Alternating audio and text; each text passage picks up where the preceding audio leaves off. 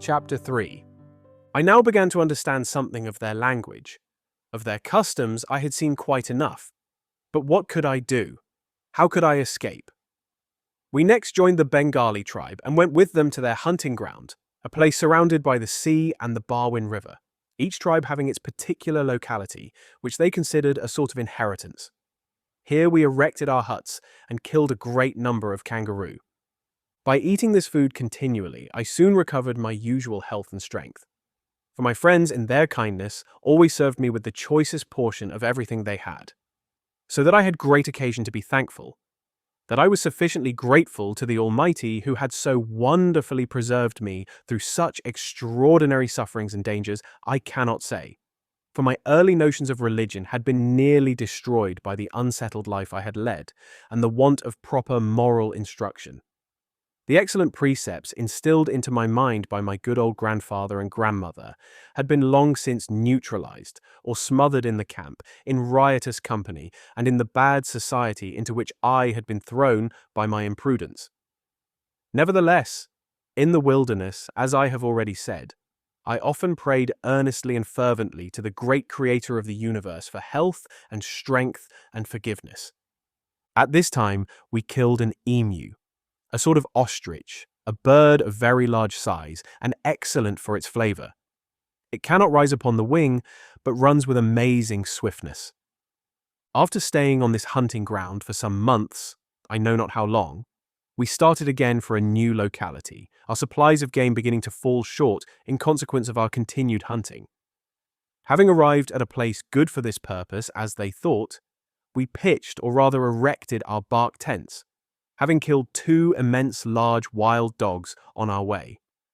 The limbs of these animals they broke, and flinging them on the fire, they kept them there until the hair was singed. They then took out the entrails and roasted the bodies between heated stones, covering them over with sheets of bark and earth. After this process, which lasted 2 hours, they were ready for eating and were considered a dish fit for an exquisite. They handed me a leg of one as the best part, but I could not fancy it. And on my smelling it and turning up my nose, they were much amused, laughing away at a great rate. No doubt they thought my having died and been made white had strangely altered my taste in such matters.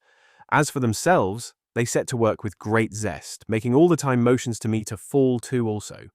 At length, I exchanged my portion with a neighbour who gave me for my dog's leg a fine piece of kangaroo, my friend laughing very much at the idea of having the best of the bargain. The natives consider the wild dogs and kangaroo rats great luxuries. They take the former whilst young and tame them for hunting. The man who kills the game seldom claims the first portion of it, but of the second animal speared, if it be a kangaroo, he has the head and tail and best part of the back and loins. As for myself, they always gave me a share, whether I hunted with them or not. My not being able to talk with them they did not seem to think at all surprising. My having been made white after death, in their opinion, having made me foolish. However, they took considerable pains to teach me their language and expressed great delight when I got hold of a sentence, or even a word so as to pronounce it somewhat correctly. They then would chuckle and laugh and give me great praise. I now became a tolerable, efficient sportsman, being able to throw the spear and handle the tomahawk very adroitly. They also instructed me in every art they knew. They taught me to skin the kangaroo and opossums with mussel shells. In the same way, sheep are the saku dressed with the knife, to stretch and dry them in the sun, to prepare the sinews for sewing them together for rugs, and to trim them with pieces of flint. I became also expert at catching eels, by spearing them in the lakes and rivers. But in the latter, they generally catch them with lines, the bait being a large earthworm. Having these worms ready, they get a piece of elastic bark and some long grass on which they string them. This is tied to a rod, and as the eel, after biting, holds on tenaciously, he is thrown or rather jerked upon the bank, in the same way as boys catch the crayfish in England. Some of these eels are very fine and large. They are generally, and more easily, caught by the natives during the night and are eaten roasted. They used to take me out on calm evenings to teach me how to spear salmon, bream, etc. Their manner is to get some very dry sticks, cut them into lengths of 10 or 12 feet, tie several of these together into a kind of faggot, and then light the thickest end. With this torch blazing in one hand and a spear in the other, they go into the water, and the fish, seeing it, crowd round and are easily killed and taken. This, as the reader is perhaps aware, is the general practice throughout all the world, and I mention the custom merely as one amongst others. They cook their fish by roasting, but they do so somewhat more carefully than their other food, for they put thick layers of green grass on the hot ashes and lay their fish upon them, covering them with another layer, and then some hot ashes upon the top. In this way they bake as well, but not so cleanly, as in an oven.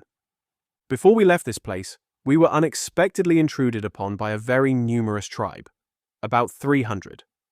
Their appearance, coming across the plain, occasioned great alarm, as they were seen to be the Warring-Badawa, with whom my tribe was at enmity.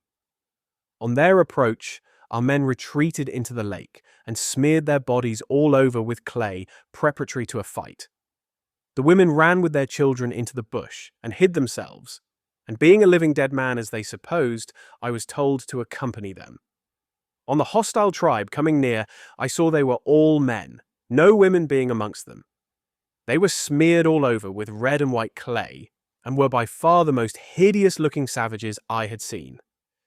In a very short time, the fight began, by a shower of spears from the contending parties. One of our men advanced singly, as a sort of champion. He then began to dance and sing and beat himself about with his war implements. Presently they all sat down, and he seated himself also. For a few minutes all was silent. Then our champion stood up and commenced dancing and singing again. 7 or 8 of the savages, for so I must call them, our opponents, then got up also and threw their spears at him. But with great dexterity he warded them off, or broke them everyone, so that he did not receive a single wound. They then threw their boomerangs at him, but he warded them off also with ease. After this, one man advanced, as a sort of champion from their party, to within 3 yards of him, and threw his boomerang. But the other avoided either blow by falling on his hands and knees, and instantly jumping up again he shook himself like a dog coming out of the water. At seeing this, the enemy shouted out in their language, "Enough," and the 2 men went and embraced each other. After this, the same 2 beat their own heads until the blood ran down in streams over their shoulders. A general fight now commenced, of which all this had been the prelude, spears and boomerangs flying in all directions. The sight was very terrific, and their yells and shouts of defiance very horrible. At length, one of our tribe had a spear sent right through his body, and he fell. On this, our fellows raised a war cry, on hearing which the women threw off their rugs, and each armed with a short club flew to the assistance of their husbands and brothers. I being peremptorily ordered to stay where I was, my supposed brother's wife remaining with me. Even with this augmentation, our tribe fought to great disadvantage, the enemy being all men and much more numerous. As I have said in the early part of this narrative, I had seen skirmishing and fighting in Holland, and knew something, therefore, of what is done when men are knocking one another about with powder and shot, in real earnest. But the scene now before me was much more frightful, both parties looking like so many devils turned loose from Tartarus. Men and women were fighting furiously and indiscriminately, covered with blood. 2 of the latter were killed in this affair, which lasted without intermission for 2 hours. The Warring-Badawas then retreated a short distance, apparently to recover themselves. After this, several messages were sent from one tribe to the other, and long conversations were held, I suppose on the matters in dispute. Night approaching, we retired to our huts, the women making the most pitiable lamentations over the mangled remains of their deceased friends. Soon after dark, the hostile tribe left the neighborhood, and, on discovering this retreat from the battleground, ours determined on following them immediately, leaving the women and myself where we were.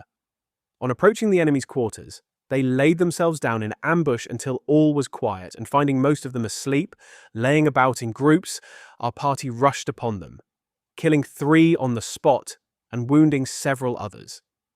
The enemy fled precipitately, leaving their war implements in the hands of their assailants and their wounded to be beaten to death by boomerangs. 3 loud shouts closing the victor's triumph. The bodies of the dead they mutilated in a shocking manner, cutting the arms and legs off with flints and shells and tomahawks. When the women saw them returning, they also raised great shouts, dancing about in savage ecstasy. The bodies were thrown upon the ground and beaten about with sticks. In fact, they all seemed to be perfectly mad with excitement. The men cut the flesh off the bones, and stones were heated for baking it, after which they greased their children with it all over. The bones were broken to pieces with tomahawks, and I given to the dogs, or put on the boughs of trees for the birds of prey hovering over the horrid scene. Having apparently gratified their feelings of revenge, they fetched the bodies of their own 2 women who had been killed. These they buried with the customary ceremonies. They dug 2 round graves with their sticks, about 4 feet deep, then coiled up the bodies, tying them in their skin rugs, and laying them in the holes with some boughs and filling them up with earth. A ring being made round each place by clearing away and lighting fires. After raking up the ashes over each, the sticks which they had used for digging roots were put over them. As I have already described, the spears of the men who are killed. They have an idea that they will want them when they come to life again, and the fire left they think will do for them to cook their roots with. Of this provision, they generally leave a few days' supply, and whenever they pass near these graves, they relight the fires. The bodies are laid on their sides when they bury them, in the same manner as they mostly lie when living. We remained by the graves the remainder of that day and the next night, and then proceeded to the borders of another large lake, which they call Yawancontes, in the centre of an extensive plain. There we made our huts with reeds and stones, there being no wood, so bare was it indeed that we had to go nearly 3 miles for fuel to cook our food with. We remained there for many months, perhaps for a year or 2, for I had lost all recollection of time. I knew nothing about it, in fact, except by the return of the seasons. I had almost given up all hope of ceasing my savage life, and as man accustoms himself to the most extraordinary changes of climate and circumstances, so I had become a wild inhabitant of the wilderness, almost in reality. It is very wonderful, but not less strange than true. Almost entirely naked, enduring nearly every kind of privation, sleeping on the ground month after month, year after year, and deprived of all the decencies and comforts of life, still I lived on, only occasionally suffering from temporary indisposition. I look back now mentally to those times, and think it perfectly miraculous how it could have been. After this very long stay, we received a message to visit another very large lake, many miles round, which they call Congiad-Gillock. On one side it is very rocky, and on the other are extensive plains, lightly timbered. About 4 miles from the shore is a small island about 2 miles square. This island may be reached on one side the lake, the water being only knee-deep, a high bank running out from the shore towards it and forming a sort of isthmus. On this island we found an immense number of swans and other wild birds. We made our huts a short distance from the tribe who had invited us to visit them, and here we had as many swans' eggs as we could consume, and there were many more. They were the first I had eaten, and I thought them, by way of change, a great treat. The first day we passed at our new locality.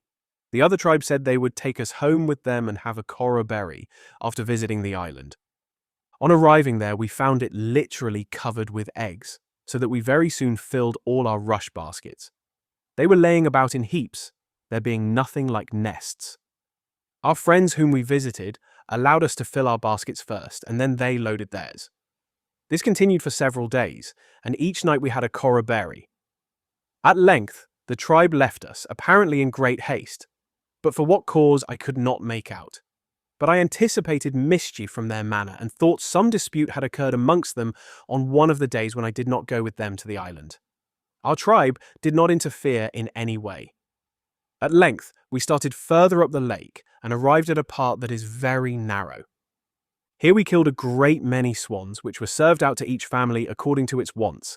Their method of dressing these birds is by roasting, as before described. The next day the women separated from the men and painted themselves all over with white clay. And the men did so with red, at the same time ornamenting themselves with emu feathers, which they tied round their waists. They were in every other way quite naked. Some of them acted as musicians, beating their skin rugs with sticks, which they stretched across their knees whilst they were squatted on the ground.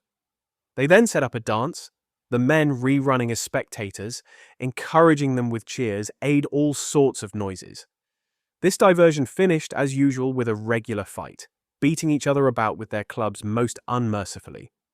I afterwards understood this quarrel to be occasioned by a woman having been forcibly carried away by another tribe, one of those with us. She was living with the man who had taken her, and as the man and woman were then both present, they wanted to chastise her for not returning to the tribe to which she belonged. In the skirmish, this woman was felled by a heavy blow. Seeing this, the men began to prepare for a fight also. One man threw a boomerang amongst the women, when they all ran away. The native who had stolen the girl then came forward by himself and told them to take their revenge on him, and began to sing and jump and dance, upon which her father went up to him. They both remained quiet for some time when the men called out to the father, telling him to let him have her, as the man she had been promised to was not worthy of her. Eventually, the girl returned to her father. She appeared to be about 15 years of age, and certainly was no beauty to fight about. We next went about 40 miles, I should think, to a place they call Kironamat. There is near to it a lake about 10 miles in circumference. It took us several days to accomplish this march, as we hunted all the way. We halted near a well of fresh water, the lake being brackish, and there was a great plain near us. We here made nets with strips of bark and caught with them great quantities of shrimps. We lived very sumptuously and in peace for many months at this place, and then went to the borders of another lake called Mudawari, the water of which was perfectly fresh, abounding in large eels, which we caught in great abundance. In this lake, as well as in most of the others inland, and in the deep water rivers, is a very extraordinary amphibious animal, which the natives call bunyip, of which I could never see any part except the back, which appeared to be covered with feathers of a dusky grey colour. It seemed to be about the size of a full-grown calf, and sometimes larger. The creatures only appear when the weather is very calm and the water smooth. I could never learn from any of the natives that they had seen either the head or tail, so that I could not form a correct idea of their size, or what they were like. Before we left this place, a behar or messenger came to us. He had his arms striped with red clay to denote the number of days it would take us to reach the tribe he came from. And the proposed visit was, for us to exchange with them, eels for roots. The time stated for this march would be 14 days, and the place was called Bermongo, on the Barwon River. We carried our fish in kangaroo skins, and reaching the appointed place of rendezvous, we found about 80 men, women, and children gathered together. The exchange was made in this way. 2 men of each party delivered the eels and roots on long sheets of bark, carrying them on their heads from one side to the other, and so on until the bargain was concluded. In the evening, there was another great corroboree, and the next morning a fight, because one of the women had run away with a man leaving her husband. It resulted by her being speared very badly. After a short time, the tribes separated, making an appointment to meet again for an exchange of food. From this place, we went to Bengala, which is now called Indented Heads, where we remained some 56 months, until the time had arrived when we agreed to return for the exchange of fish for roots. On this occasion, however, we took kangaroo instead, to a place called Liblib, by the side of a large lake of shallow water, surrounded by reeds, and which they call Bangabala. Whilst I was at this place, there was one of the most severe hailstorms I think man ever saw. The stones were so very large as to strip the bark off the trees as they descended. Their language had now become familiar to me, and I began to learn by degrees and by frequent intercourse with the various tribes, something about my shipmates and former companions. It seemed that one of them, having after a few days separated from the others, was found by the natives and kindly relieved by them. But after some time they, as it was said, had reason to be jealous of him, he having made too free with their women, so they killed him. The others I never heard anything more about until my arrival in Van Diemen's Land. End of chapter 3.